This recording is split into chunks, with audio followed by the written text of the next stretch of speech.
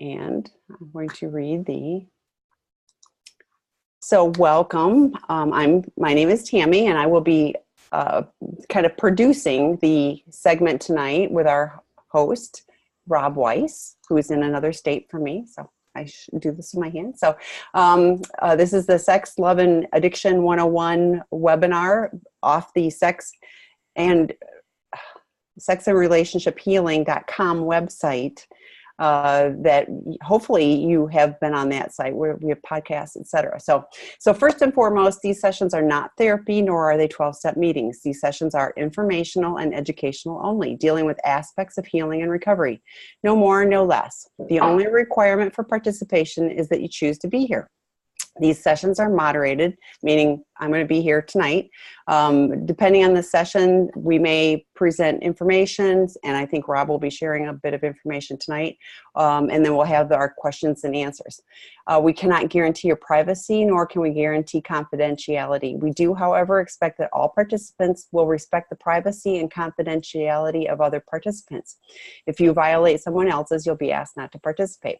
And disruptive behavior, we've not had any of that, so feel free to. Yeah, so far, it's been really good. So, I'm gonna let Rob Weiss, our host and the founder of Seeking Integrity and the founder of Sex and Relationship Healing.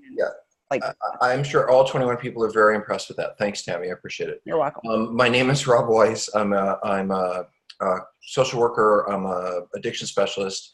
I'm in recovery from sex addiction almost 35 years. Been going to meetings and all that stuff, and about 25 years in the field of self-help and intimacy disorders, sex addiction, love addiction, relationship disorders, etc. So this opportunity for you guys and for us is simply to learn things. So we do all kinds of things through the site, and we are still in development phase. It's going to be forever until we get where I want it to be. But in any case, this particular activity is one where you guys have complete confidentiality. Tammy is here to literally ask your questions, and I will answer them so that there's no interactions with you. Your face isn't shown, your name isn't shown.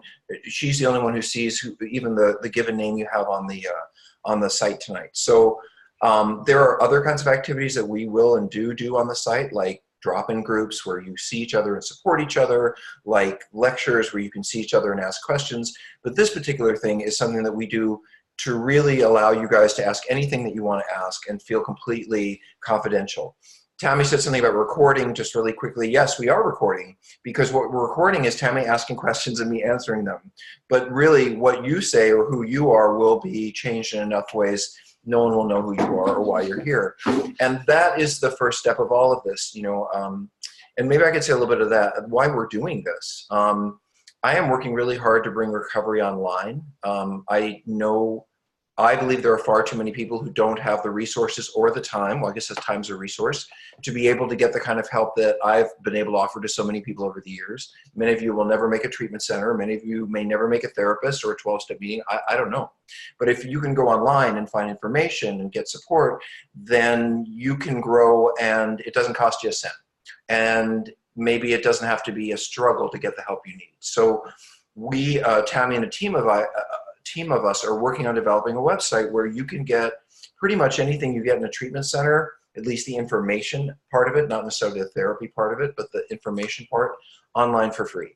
So you'll be able to get all the information from lectures and activities and groups that we do in treatment, but not as therapy, since we don't do therapy online at this time.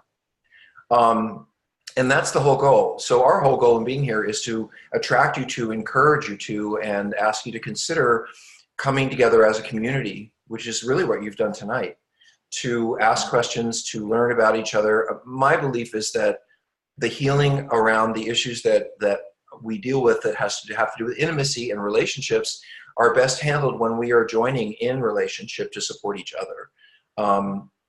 I know a lot of you may have hurt a wife or have hurt a spouse or have let down somebody you love greatly, and that is the very same person that you're used to going to talk to when you're having a bad day.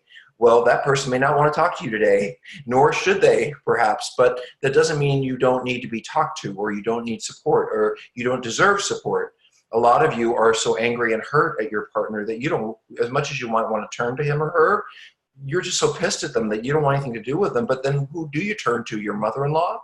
You know, so we're trying to create a place that is non-denominational, secular. There are lots of religious sites online. We're not one of those, although we'll certainly encourage and support your spiritual growth in whatever direction you want to take it. But we really are a mental health and addiction site around human sexuality online. And my job as the sort of steward of that site is to bring as many people of talent and skill to that site on a regular basis to answer your questions, to sit in on your groups, to deliver lectures and have material that's pertinent and useful to you. If you guys, any of you, and I can't see you and don't know who you are, by the way, and that's okay. If any of you were online going to get help around the issues that you're probably here for, you know as well as I do that most of the places you would go, you would find information about books or information about lectures or information about upcoming events, but you wouldn't find someone there right then and there when you went on that site to say, hey, there's a group in an hour, and that's really what we're aiming for, to be able to create a community where anybody from anywhere in the world, because if you think about the reach that we have here, can drop on the site and get information or talk to a friend. And believe me, I don't know about you, but working in sex and intimacy issues with some of the pain and hurt that I experience, some of you folks, you need to talk to somebody right now. And it could be 3 in the morning, you know, so we're working on it. And that's really our ultimate goal, is to just be available. So I have about 30 years doing this work in one form or another, and I'm here to provide information and feedback and knowledge that you probably wouldn't get in most places. And I'm giving you that for free. So what I would charge a few $100s an hour for, I'm here to just answer questions and give feedback, because people did this kind of thing for me. And this is how I got to survive and thrive. And I want to pass it on to the people who may also be able to gain from that opportunity. So you ask questions, Tammy asks me the question, you're anonymous. I will do my best to answer it. By the way, you may see me playing with light here. It's because I'm trying to make the light work, and I'm not sure I have it down yet, but at least you can sort of see me. Tammy, note to self, we may need to hire some lighting person for this. Okay, anyway, guys, so, that's great. That's better. The light is fine. Okay, so anyway, here's a good idea. Drop her some questions. I'm going to answer them. I try to generalize the questions so that they're not directed to you or your marriage or situation, but something that everyone can gain from. But obviously your question is going to be the heart of what makes things happen. So Tammy, why don't you go ahead? We've got some questions there. We do. And the first one is from a mid-30s male who's been in recovery for about a year. And he's doing a lot of the right things. He's, reading books, meditating, working with a licensed therapist that's got the ability to help. Yes. Yeah. And the question is, are in-person meetings absolutely necessary for recovery? Because this person feels like the only thing missing is the in-person meetings, but, is that really necessary? It kind of ties into what you were just talking about. I have mixed feelings about that. I know that, and just to say it, I know that there are sites online that are doing what we're trying to do, where some woman who has 2 kids under the age of 6 at home who can't get any support because she can't leave the house without the kids can go online and get well. And so she doesn't have to push the boundaries of her life financially to get someone to watch the kids, or, she gets to find recovery in the comfort of her life. And that to me is the gift of what all of this is about. Not to mention the fact that we have a generation, pretty much at adulthood now, that doesn't really fully differentiate the meaning between us connecting like this or us connecting in real life. To them, it's much the same. So the question is most often, I think, around those of us who are 35 and older. I don't think anything can, I know that nothing can take the place of someone giving me a hug when I need it. I know there's nothing that can take the place of someone physically coming up to me when I've just shared something really difficult and said, that was really hard. Let me go buy you a cup of coffee. I absolutely believe that there are other environments, other worlds, other ways that we can do all that. We can go have a VR coffee, but Here's really the way I want to answer this question for you. If you have the ability to go to a live meeting, go. If you are not going because you're afraid or you're anxious or you don't really want to and you're wondering if you can get what you need online, that's not a good reason to not go to a live meeting. You will get more out of the experiences of being with live people, and it will be a different experience for you. So if it's about fear or judgment or I just don't have time, can I just get this done here? Go to the meeting and go once a week to a live meeting. But if you are in a place where there aren't live meetings, or you have to work 3 nights a week and you just can't do that, if your recovery and your world doesn't allow you to go, then by all means take advantage of everything that's available online. There's more every day. But look at your reasoning, because again, this is the whole process that this is about, that we're in, is a lot about surrendering our own will to a process of healing. And so if someone said to you, hey, it would be really helpful for you to go to a live meeting, and you're like, yeah, but I can do it online, I don't really have to go to those meetings, then you're missing the point of the process, which is to sometimes do things you really don't want to do because what's more important to you is to get well. So I agree with that. The caveat would be if they are toxic meetings or unsafe for some reason. If you're a female, it just may not feel safe, at least for a while. But this person says they've been around for about a year. But like I physically settle when we sit down. Like I just have to sit in the chair and. So whatever is going on, chaos in my brain, that is really helpful for me. But, I've been going to meetings for a long time. And the other thing is, like you mentioned one type of 12-step meeting, I'd encourage you to try different types of 12-step meetings too. If you're thinking that this particular one isn't the best fit for you, there are other ones, so and I'm going to point you back to sexandrelationshiphealing.com too, because there's resources on that list the various 12-step programs, so you can kind of take a look and see what there is. So this kind of ties into the meeting aspect too. Are there other program options other than 12-step programs that are faith-based? And my immediate action is 12-step programs per se are not faith-based. There are offshoots like Celebrate Recovery and things like that are, but, so your thoughts? Well, I don't think it's not even a thought thing. It's more of a fact thing. Like all of the 12-step programs, none of the 12-step programs should have any religious affiliation to any particular religion. All of them support spirituality and the concept of higher power. None of them point to any particular religious path. And so, and that sometimes, even that is too much for some people who walk into meetings who really have issues with religion and God. It's like they don't want to even hear that. But on the other end of it, if you want, there are many, many faith-based, church-based organizations that help people with intimacy and sexual issues, and they do it with a combination of their spiritual work and hopefully some good therapy and understanding of that part of the process. So, I think that you need to do what you need to do. I had a colleague, I had a patient years ago who went through one of my programs and then chose to go to a very similar one for a second round of treatment because we weren't speaking scripture. And when he was done with that, he said, oh, well, the program I had with Rob was great, but I needed to hear it through scripture. And so I needed to come here too.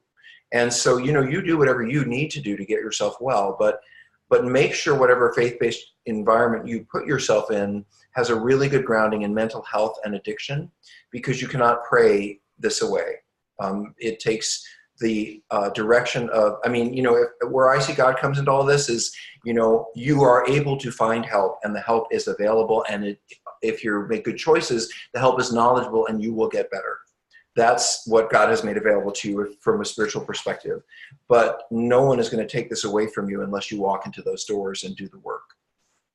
Well, and if you're looking for not faith-based, they are not, as Rob said, it's higher power. There are certain places where people will share their particular religious affiliation or spiritual belief, but my experience has been that they say, for me, it is, whatever. So anyway, and I try to find where I'm similar rather than different, and that helps me a lot. Yes. So. Yeah, let me say something about that. So I'm glad you said that. Just very quick about meetings. Actually, I have two things about meetings. One, I'm going to forget. If there's any old timers around tonight, and I see we have a larger crowd, I'm glad for that. I need help on in the rooms on Friday nights. Well, I don't need help. I've started an online group that's very popular. It's very much like this. We have about 140 people every week. But they're a 12-step organization online, and they need people to manage and support some 12-step sexual recovery meetings online. In other words, they need someone who's willing to show up every Thursday, whatever you guys pick to do a meeting, that you will be there, week in and week out, and take a secretary position, because I'd like to, and I'm really trying to encourage more online meetings. And if you want to do that through us, we'll set up a server and we'll set up a space for online meetings. But there's lots of AA online, there's lots of NA online, there are lots of other, but sexual recovery, not as much as there needs to be. I wanted to go back to what Tammy said. There really is a strong encouragement in all of the meetings, whether they're faith-based or simply 12-step, to go a bunch of times before you make a decision if it's right for you or not. And, I would often encourage someone who was willing to go to a meeting or two. And they would go and they would say, oh, I'm not like those people, and what they had done is they walked into the room a little anxious, as you would be, not knowing anybody. They heard the worst story in the room, the scariest, the person who was least like them didn't really hear the ones who were like them because, and then left thinking, well, I'm not like those people. And it really takes going for a while. You kind of got to go to the same meeting 5 or 6 times until you kind of know a few people, and, and then everything starts to fill in. So my experience is sometimes people go and they just say, this isn't for me. And, in this very rapid fire world we live in, where if I watch one episode on Netflix and I don't like it, I don't watch the next 30. This is actually one where you got to go for 5 or 6 episodes before you can decide whether you want to watch the whole thing. How's that for a metaphor, Tammy? Well, that was a very good one. I thought that I totally understood all of that. But you're right. And sometimes it's the topic, sometimes it's a mix of people, sometimes it's my stuff that I'm bringing into the meeting. So, so I totally agree with you. Okay, next question. I have attachment anxiety disorder with trust issues. My partner has a very outgoing personality that triggers my trust. How can I learn to trust my partner? P.S. I analyze everything they do. Well, so this might be useful for you. I don't want to reassure you that you're ever going to fully trust your partner, because you probably have some trust issues. And, I know for sure, whoever he or she is cannot reassure you enough. No matter what he or she has said or done, there is probably a part of you that is going to worry about this. And, some people are just worriers. So rather than saying, how can I trust my partner more, if he or she is being honest, if you really do think there's nothing else going on that you can find or track, or, if you really think like this is kind of your own anxiety and suspicion, then maybe it'd be better to just accept that you're an anxious, somewhat suspicious person, and that you may always wonder a little bit and be scared and read into things. And that's sort of a part of who you are. We're very acceptance focused here. So I could tell you that that's an issue you could work on in therapy. It is. I could tell you if your anxiety is very, very high and you obsess about a lot of things, you probably should go see somebody about that. It could be a symptom of obsessive compulsive thinking or behavior. But, if your life is not otherwise impaired by your suspiciousness, and this really is about your partner, I would maybe accept that this is a part of what you deal with in being you. And hopefully you have a partner who is, who doesn't feel insulted when you say to him or her, did you, when they didn't. Yeah.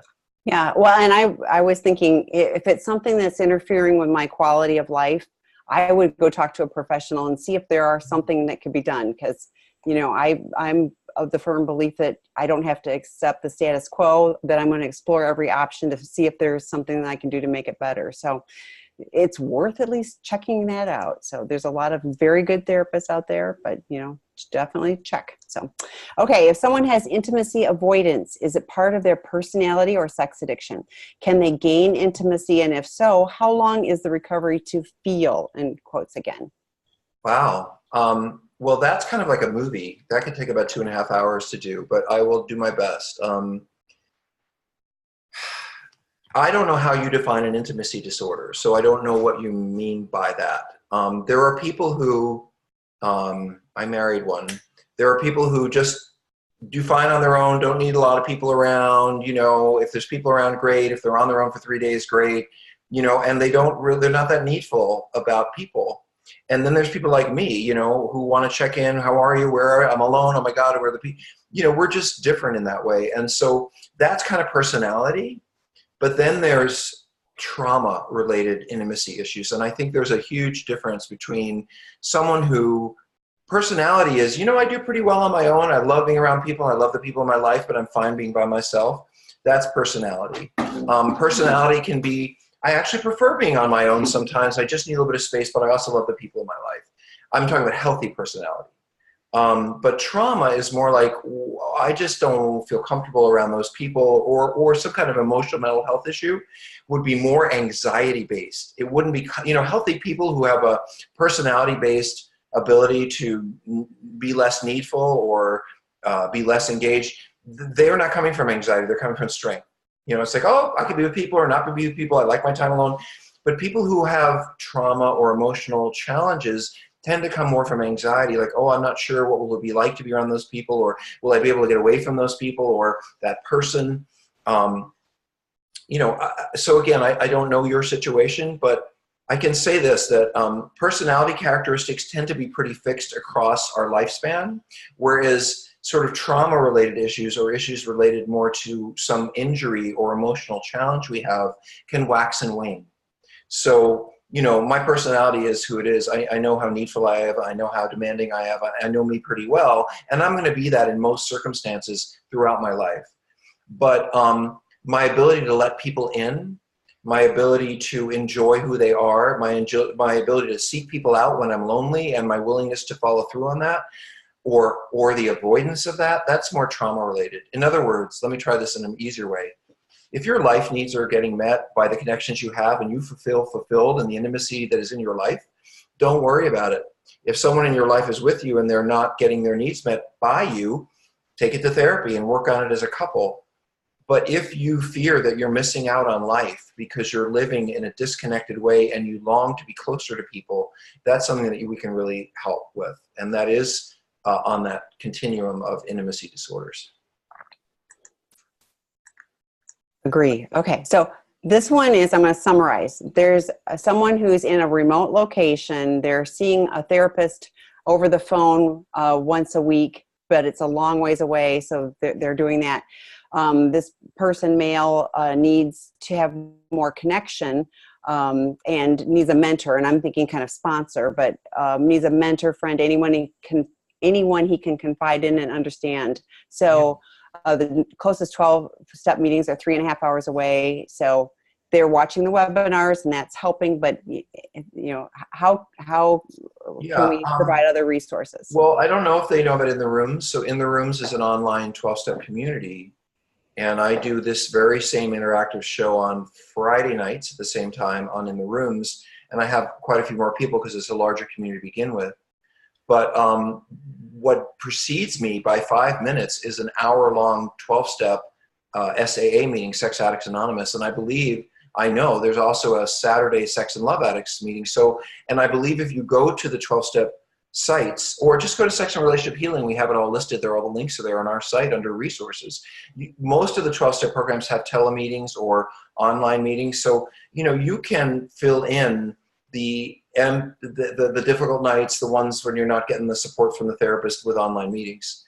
But I will say this again, you know, this is an intimacy disorder. We suffer from disconnection.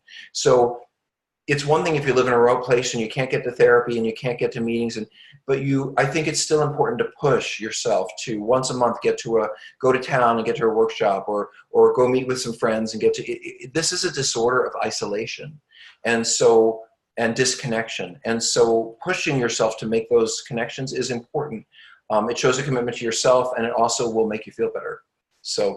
And I know that they have sponsorships available on In the Room, so you can connect with somebody that can be a sponsor. And a sponsor isn't a lifelong commitment. You know, it might be this person fits me for now, but you know, whatever. So Well, you get more than one sponsor. So let me say, Tammy, that in this room tonight, mhm. there's 36 people. And we don't know who they are, but there may be somebody who'd be willing to be an online sponsor or talk. So I would say, if you have an interest in supporting somebody else who's newer in recovery and lives in a remote location, drop Tammy a note in the chat and she will share the information with him or her. Well, and one of the people that we have that we've been discussing the drop-in groups with is actually one of the attendees tonight. So hopefully we're finishing the details, but hopefully Joe will be very soon. Oh, hi, Joe. Yeah, adding a drop-in group to this site. So it'll be one of the options that will be different than a 12-step, but it will still be an opportunity to connect and discuss.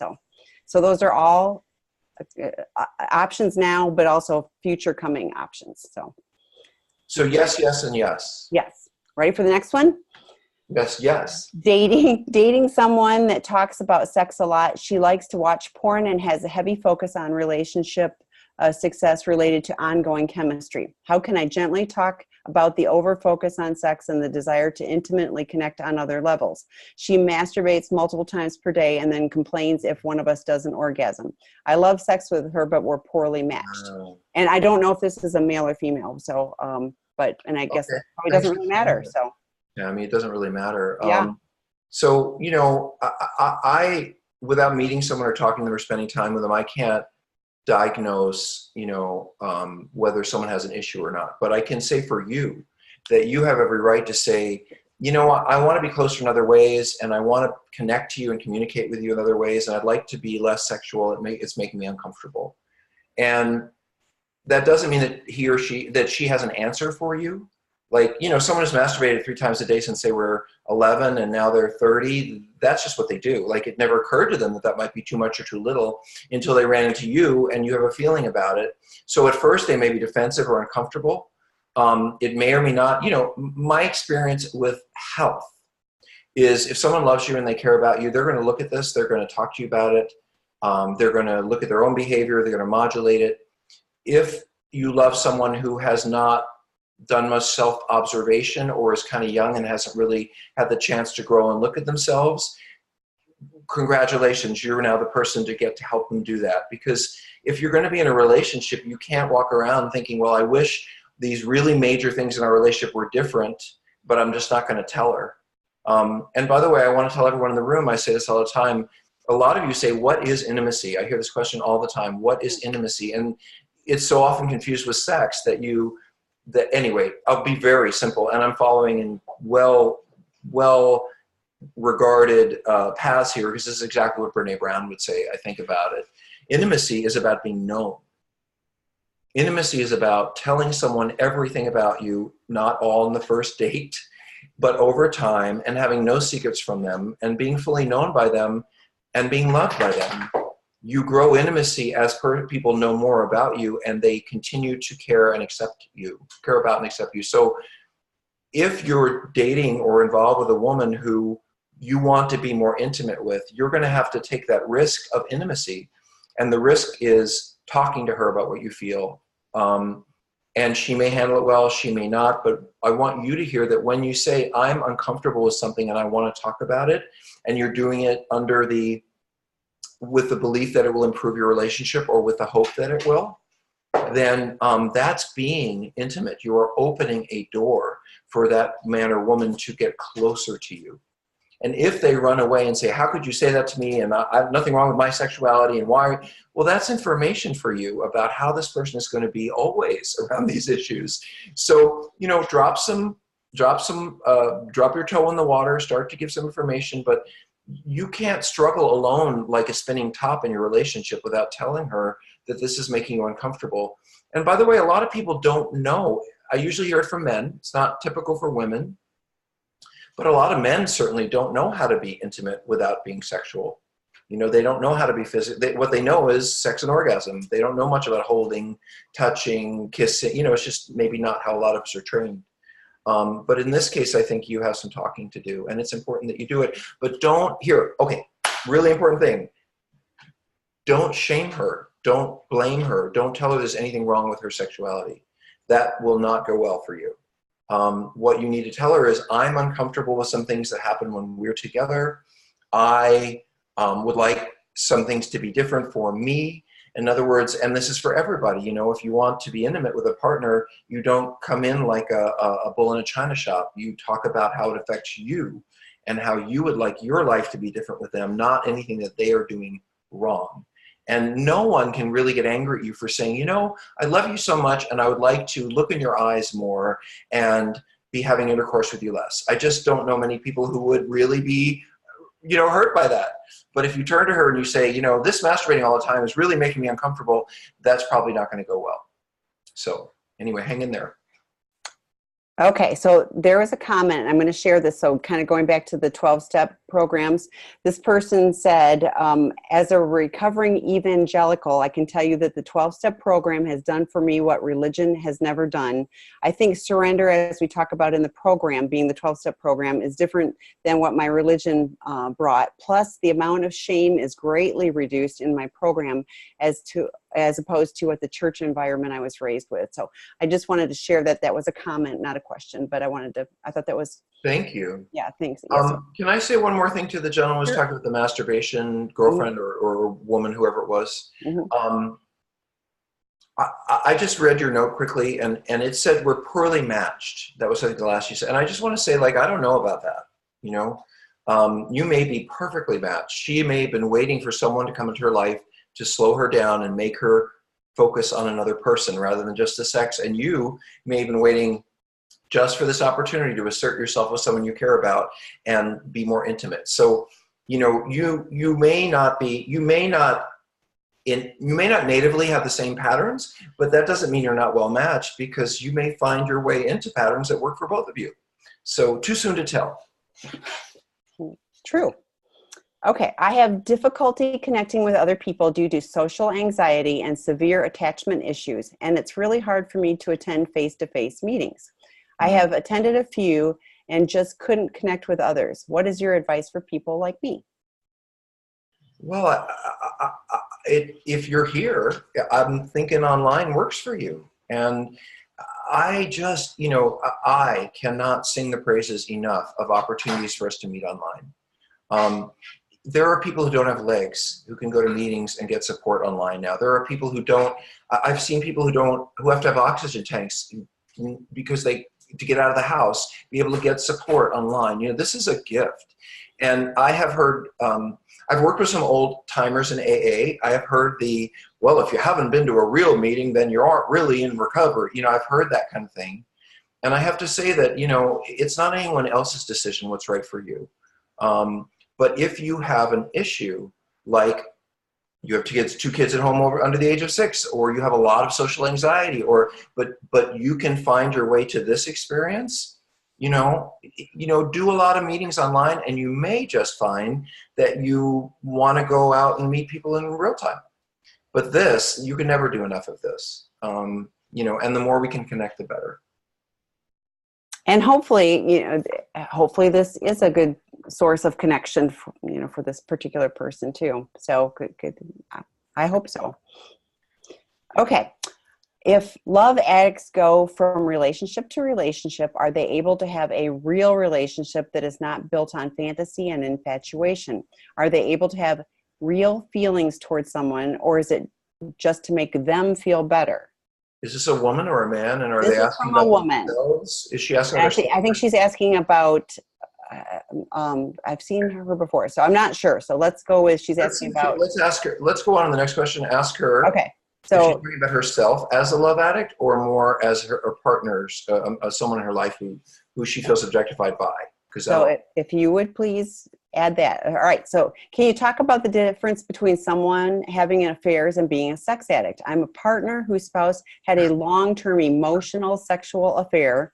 There is definitely a lot that is relevant for me in the sex addict and partner community, but some things are different. Also, any groups or treatment centers for infidelity support that are not sex addict based? Well, I have a number of answers to that, I guess. You know, from the dawn of time, there have been people who have split their family lives between two different people and lied at both ends. And, you know, I'm sorry for your pain, because I can only imagine how hard it would be to wake up and see the person that you're with as as nothing like you thought they were. That's the great loss, I think, for many partners. Like, I thought you were this kind of person. I thought you were that. I thought you would never. And then you find out that this person is not like that at all. And so, I'm sorry for you that you have that pain. I understand what you're saying. This is the kind of stuff that a partner of a sex addict would relate to. The double life, the lying, the secretives. The feeling of betrayal, all of that. Tammy, and help me with the question because I'm a little lost. What would be the part that would be most useful to answer here for this person? There's something underneath here about. Anyway, can you define for me? To me, it feels like the sex addiction world is not the accurate fit. So to me, it feels like I'm picking up nuggets from all of this, but my situation is one emotional and sexual affair versus, having sex all over the place. You're right. But let me just say this. I think you have more in common than you have not in common because, there are partners of sex addicts. The sex addict has done nothing but look at porn and masturbate. I know other sex addicts that the person did nothing but see prostitutes over and over. It's all kinds of things. So if it's an intimacy disorder, you are the victim of your partner's intimacy disorder. And the result of that is you have to live with lies and secrets. And I think the experience for you is not that dissimilar. And a couple of things. Number one, I would look for the similarities and not the differences. So what do you have in common with other people who are going through this and not what do you not have in common? Because you'll get more with and from them. I guess one of the things I think about is, I don't know the situation with your partner right now, because in most sex addiction kind of relationships, someone goes into recovery, they stop seeing that other person, they stop all that acting out, they start working on themselves, they work through the damage with their partner. And if it's sort of just an affair, I don't know, how much repair work there is going on or how much repair work you have to look forward to. But if you write Tammy, and I would suggest you do, she has resources to a number. I can think of 3 separate people who are running online support groups for spouses around betrayal. And I know that they're not only seeing spouses of sex addicts, they're also seeing women who've experienced, and men who've experienced a partner in long-term affairs. So why don't we put you in touch with some people who are doing that work online? And Tammy, if we can consult on that if you don't have the resources. No, I think we're on the same path. So okay, yes. Good. So yeah. Okay, so the person that I asked about before, if love addicts go from relationship to relationship, she is the partner. Are they able to have a real relationship that is not built on fantasy and infatuation? Are they able to have real feelings towards someone, or is it just to make them feel better? Well, I guess the other thing I wonder about is, you're saying that he's a love addict, but is he a love addict? Has that been diagnosed by someone, or is it, because there's a lot of people that would prefer to be a love addict instead of a sex addict. So that'd be interesting. Well, too. Actually, I was going to say that to the woman whose husband had the affair. I just, because I often think, well, but are you sure there weren't prostitutes? Are you sure there wasn't porn? Are you sure there wasn't a starter affair and another, because I can't tell you how many men I've sat down with who said, well, the truth is it wasn't just her or my wife. It was all of that too. So, I wouldn't rule out the sex addiction piece so quickly. I don't know. But about this, I'm sorry, Tammy, I'm lost in my head. So if love addicts go from relationship to relationship, are they able to have a real relationship that isn't built on fantasy and infatuation? Right. I think, it really depends on what much work this person is doing and how committed he or she is to working on this with you. Let me just talk a little bit about love addiction. Sounds like a strange, cartoon thing that would happen to somebody. Oh my God, John's a love addict, So let me just explain what it is. People who are sex addicts have a long history throughout their lives of needing something to make them feel better, to help them escape, to make them feel emotionally stable. And they have, for whatever reasons, chosen sexual arousal and the pursuit of sex. And what sex addicts do is we objectify body parts in porn. We objectify that person's body, and we say, if I can have them, if I can get them to want me, then I feel powerful. I feel like I have it together. In other words, we use that person's body parts to validate ourselves and make ourselves feel important and valuable. If they want me sexually, I must be important, kind of like that.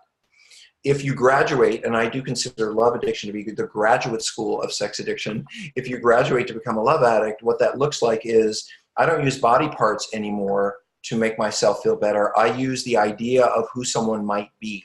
So I start dating someone and I throw Christmas lights over them and I idealize them and I just think, oh, you know, they're this and that and the other thing. And then I get a few months in and I realize that they're not. They're just a person who I happen to like. And then they're not meeting all of my needs, and they're not the perfect idealized object I wanted, and so I throw them away. So you are asking the right question, and you're asking it in the right way. You're kind of talking about narcissism. You know, to what degree is this man or woman ever going to really see me, want to be with me? And you know, I often refer to, I haven't talked about this in a while, but I'll say it this week. I think about the Velveteen Rabbit when I think about really recovering from love addiction. You know, I love the idea that if this man or woman in your life begins to get real with you, then, you know, you might see the possibility of hope, of change. You know, he's going to have, or she is going to have to realize that, in other words, I'm Velveteen Rabbiting because I'm thinking about, you know, if you don't know the story, it's about you know, this perfect creature that this child adores, and it's the perfect little bunny rabbit that anybody would want, but it doesn't really become real when the other rabbits accept it as real until its fur is rubbed off and the little buttons fall out of its eye. You know, it's through the love that this little rabbit receives from the little kids who love it that it becomes real. And the love means it loses an ear, it loses an eye. You know, so I guess what I'm trying to say to you is that it's a lot about being real, and I wonder how much your partner sees you as you, how much you're willing to really push him or her to be more real with you. And if you're asking this question, by the way, that would be something I would ask them. Like, want to talk about being intimate? Like, go to him or her and say, you know, I know you have this history, or you've told me you do this, or you're a Levite, whatever. I'm beginning to feel like maybe I'm just another object. How would I know if it is different? That is how you work it out, because either he or she will respond and start to get real with you, or he or she will back up and say, no, everything's fine. In which case you need to trust your feelings and not their response. That's a lot of words. It is. And I'm going to have a hard time getting through this one. There's somebody that's been joining us for the past 2 months. And her husband had 22 years in SA, and last Friday he committed suicide. And so she's devastated and wondering what she can do. So anything you can share on that? Well, I'm really, really sorry that he chose to not live any longer. And I admire him for fighting as long as he did and working on himself for as long as he did. And I'm probably helping a lot of other people in the process. And I don't think there's anything that I or anybody can say to you that will comfort you, except maybe that you're being here tonight, which I want to share with everyone else, is a gift to everyone, because it's so easy for us to think, well, my greatest pain is that he cheated. You know, my greatest pain is that, you know, she's sleeping around with everyone she's ever met, you know, and really there's a lot more at stake here around these issues than our hurt feelings or disappointments. We lose people related to this disorder. Tammy and I have friends and colleagues who aren't here anymore because of the shame or the humiliation, or because they didn't want to hurt anybody anymore and they just decided not to live. So I guess all I can say to you is I think you had a very brave husband who was willing to do everything he could to be the man that he wanted to be for you for a very long time, all that time in program. And when he decided to leave, I'm sure he decided that that was the best thing for him to do for himself, even though I'm sure it wasn't for anyone around him. And, you know, I'm so glad you're here. Like, I just really admire your reaching out. And what you can do when you're ready is to start to find ways to tell his story of being heroic, to start to find ways to tell his story of being a leader in trying to stay alive and be the man that he wanted to be for you and for himself. Because I don't know,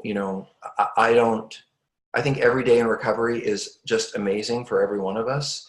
And so, your story doesn't make me feel like, it makes me feel like, okay, I get it. We all are done walking when we're done walking. And I just really want to put my arms around you and embrace you from the community that we have. Yeah.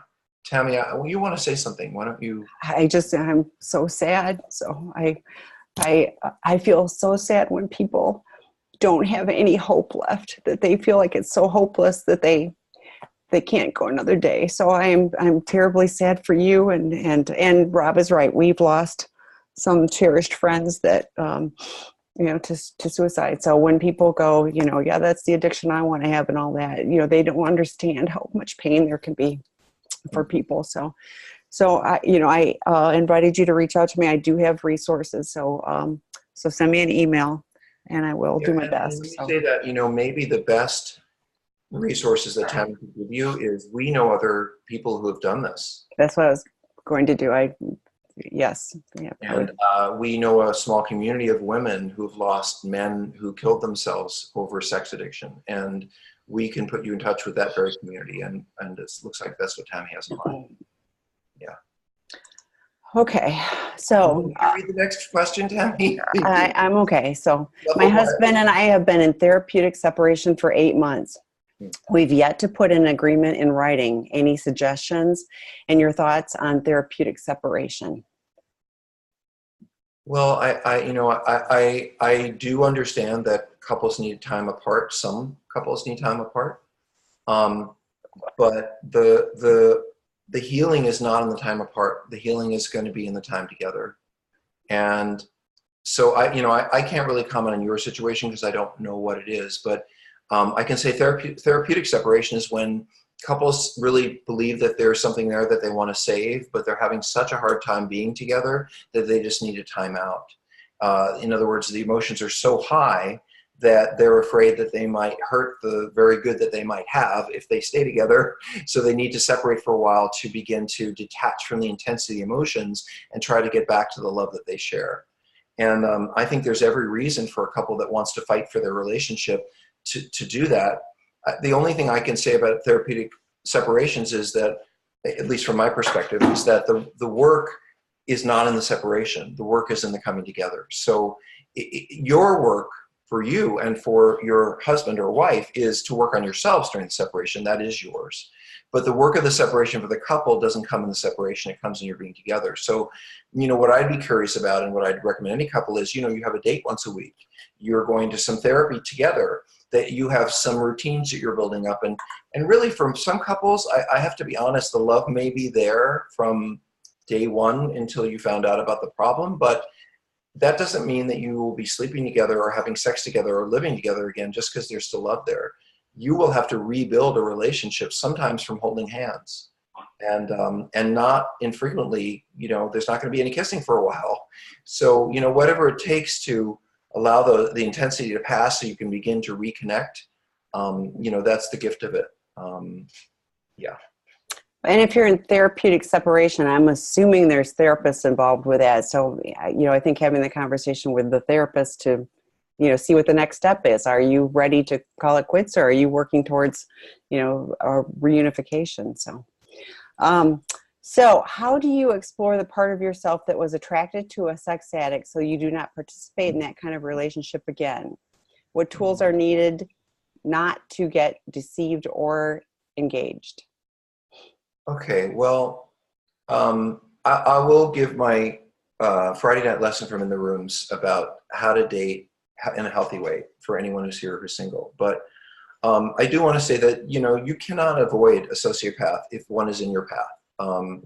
People who are real sociopaths, not just addicts, but real sociopaths, will find a way into your heart and find a way to manipulate you, and you're not going to know until the trouble starts. There are people who are just like that. And there's a great book about sociopathy, not that I mean to raise your anxiety, but there's a book that I read called The Sociopath Next Door. It's by a woman named Martha Stout. And I really like the psychologist, Harvard. And I really liked what she said, because basically the book said, if you look at the number of people in our culture who have who are sociopaths, who really don't have remorse or empathy for others. They will use people without feeling bad about it. There are far more of those people out in the real world than there are in prison. So who are they and where are they? And she just said, it's probably your next door neighbor. And so she wrote this book about what does it look like? What does sociopathy look like in someone who's not in prison? Because not everyone who will use people is going to steal, rob, and kill them. Some of them will just sit by your side and use you forever. So it's useful to look at what that looks like, and just, so anyway, it's a really good read. But here's my lesson from Friday nights I give in the rooms all the time, is that if you are someone who has the propensity for dating someone, or you noticed about yourself that you might end up dating the wrong person, and that person might end up taking advantage of you, and you've seen that happen more than once, or you date drug addicts or love addicts or people who are just emotionally unavailable to you, and you keep dating the wrong person. It doesn't mean that you can't have love. It doesn't mean that you can't get your needs met. It doesn't mean that you can't have everything that everyone else has in life, but it does mean you probably are a crappy dater.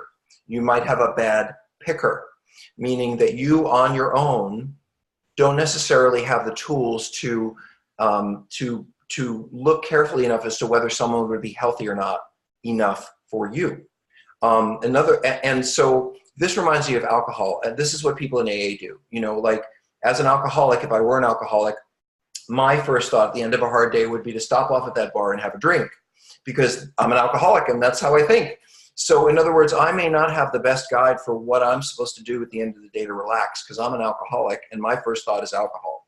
So in Alcoholics Anonymous, what you do is you get a whole bunch of people around you and you build relationships with those people, or even just a couple of people who are really close and know your stuff.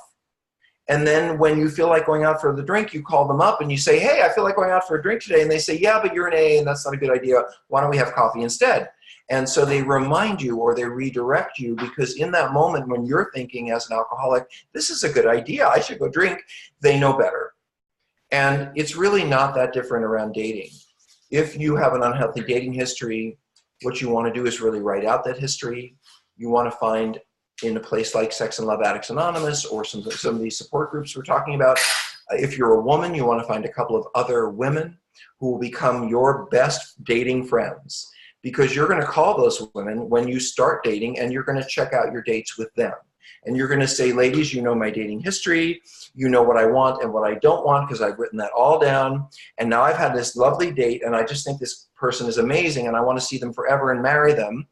And then they remind you that you don't want to date a heroin addict who's actively shooting up. And besides, didn't you say you didn't want to be someone who was married? Because your picker may say, oh, but he's so sweet, he's so nice, he's so great. Oh, I don't care that he's married. He says he's leaving his wife, and I haven't seen a needle in his arm all week. That's how we think when we get lost in the fantasy of someone else. There's nothing wrong with having those fantasies, but having them kept in check by people in your life who will guide you to healthy dating is how we do this. It's how those of us who have bad pickers find someone healthy, is that we let other people who also have bad pickers advise us, because they will be able to analyze our situation in ways that we cannot. And I recommend strongly writing what I call a traffic light plan for dating. And here's what it looks like really quick. First, you do your whole sexual history and your romantic history, so you know about all the losers that you've picked in the past. And then you write a plan that looks like a red light, a yellow light, and a green light. And red lights are, don't do this, right? So under there goes, based on your history, active addicts, people who are smoking, people who are dating other people, whatever it is you don't absolutely know, you do not want to date. That's your red lights. And your yellow lights are things like, shows up late, forgot to, doesn't return my calls, doesn't laugh at my joke, things that you want to pay attention to, but they're not going to be, oh my God, this person is going to hurt me. And then you have a whole bunch of green lights, like, oh, they like museums like I do, or they like traveling like I do, or they're a runner like I am, or whatever that is. And then you start dating. And dating is going to a brightly lit, ugly coffee shop in 2 separate cars where you meet someone for an hour and you get to know them, and then you separate in separate cars and you go home. And then the second date might be going for a walk outside together. Why am I saying this? Because part of the problem with our bonding, if you have this kind of, oh my God, I get carried away by people in the wrong people, that means that, you know, you don't need romantic restaurants with candlelight and the two of you gazing into each other's eyes. That's how you end up with the wrong person. You need to take it much, much slower. And let me just say something about women and sex, and then I'm going to stop. We have a bonding hormone. It's called oxytocin. Oxytocin is the hormone that women release the most strongly when you're holding a baby in your arms and you're looking down. That's how you bond with your infant. And secondarily, it's that emotional thing that we get with a new partner, that they're just the best thing since sliced bread. But here's the thing. Women release oxytocin. In other words, women universally begin their bonding when they have sex. When you have sex, you start to release oxytocin. Men do not. So we can have sex and say, that was fun, but you don't interest me. You're going to have sex, and you're going to start thinking about us with warmth and kindness, because inevitably, you're going to start bonding. So in other words, Grandma was right. It's really best to wait on sex until you really know somebody, especially if you are someone who tends to bond really quickly with the wrong person. And last thing about that, you don't have sex with that guy until you run it by those other women in your life and they say it's okay. Because if you have problems in this area, you can have and get what everybody else has and wants, but you can't do it by yourself. You can only do it with support. Well, this ties into that. So there's a gay male who is in long-term recovery for sex, love, and pornography addiction. He's about 50. He recently began dating a younger man who seems to genuinely care for him, and he pays his own way. But he's frightened to death of getting hurt and hurting him. As I think ahead, you know, can it work? So I think so. Okay, so two things. One is I hope you read Cruise Control, or you have read. It is the only book for gay men on the topic, sex addiction and recovery. And there's a really good chapter in there about dating in recovery for healthy gay men. And so you might want to pay attention. You know, part of this for me, honestly, being the age that I am, getting to 60 is, and having watched lots and lots of my gay friends, you know, and go around relationships and myself, I think some age difference, especially for two men together, is really helpful. For an older man to be with a slightly younger man, I would say within 12 to 14 years, depending on how old you are, that makes an older man feel like, oh, someone's looking up to me, someone's admiring me. And it can make a younger man feel guided and supported and nurtured. So there can be some of that. But once you get past about 15 years, and I'm just telling you this is actually more just experience. It gets more and more difficult to build relationship because your cultural landmarks are different. Tammy and I get along really well because we both went through disco, you know. Now, my husband of 18 years, thank you, Tammy. My husband of 18 years didn't go through disco, but we both went through the 80s. So we have common landmarks that we share, even though we're 10 or 12 years apart. But once you get beyond that, then it becomes harder and harder to find touch points. It becomes harder to build friendships because, you know, if you're 50, you want to run around with a bunch of 22-year-olds and hang out in the evenings, you probably want to sit around and watch TV, you know. So I, at one time, for myself, said I would never date anyone that was 5 years younger or older. That was it. I actually was proven wrong because I'm 18 years in a relationship that's over 10 apart. But I think once you get over 15, and I think this is true, heterosexual or homosexual, you start to get out of the landscape where you can find ways of making it work. Yeah. And it doesn't matter how nice he is and how warm he is and if he pays his own way. If he's 25 years younger than you, sorry. Wait a minute. Let me say, it depends on what you want. You know, I wanted love, romance, and marriage. And I wanted to stay married and be committed for the rest of my life until I died. That's what I wanted. If you want a series of, you know, medium to longer term romances that will end when you're too old and they move on, by all means, doesn't matter how young they are, as long as they're of age. So we're almost out of time, in the next one is a longer one. Yes. So let's answer it anyway, because we're. Oh, you want to? Okay, I was going to type an answer. Well, wait, let me say to everybody, please, you know, join us on sexandrelationshiphealing.com. Know that there's podcasts that you can find on iTunes and Stitcher called Sex, Love, and Addiction, and it is perfectly free. I write for Psychology Today. I'm a top 5 blogger for them. All my blogs are free.